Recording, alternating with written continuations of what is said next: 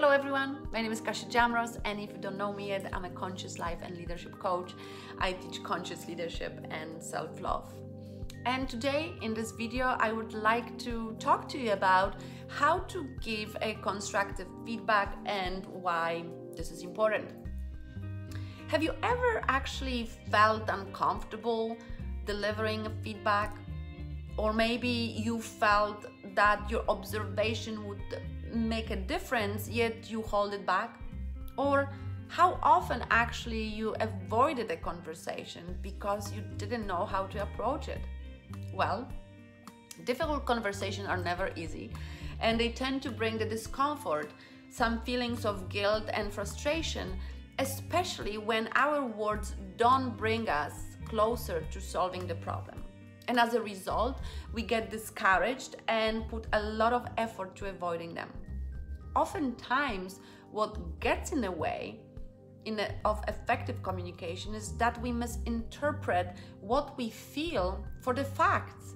And by default, well, we're not liking people who gives us feedback that is more negative than our view of ourselves.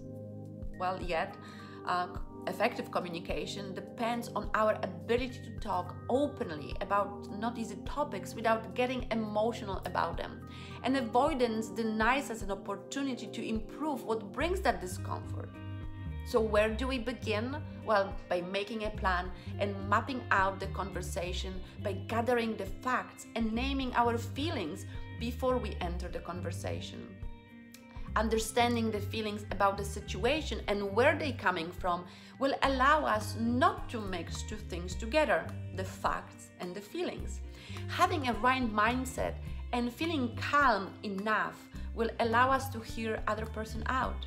And by the way, if we think we have all the answers, well, this might be just an indicator that we are not ready yet for that conversation. However, when you are ready, use the feed forward instead of feedback, which will allow the recipient to move beyond defensive reactions. Focus on the future instead of dwelling on the past, because what's done, it's done. Make your comment actionable. Don't criticize, and instead suggest a new way of doing things and point out its benefits to the person you are evaluating. Focus on a specific behavior and bridge the gap between where the person is versus where you want the person to be by giving a clear advice with the confidence in their ability to achieve it. Invite and engage the person in the conversation by asking powerful questions like, what is your opinion on this? And avoid using always and never words in your commentary. It is unproductive and hardly ever true. And keep in mind, what you resist, it persists. Early detection and intervention prevents many situations to get out of control. And it is not about how good or bad the situation has been. And it is all about how can be improved in the future.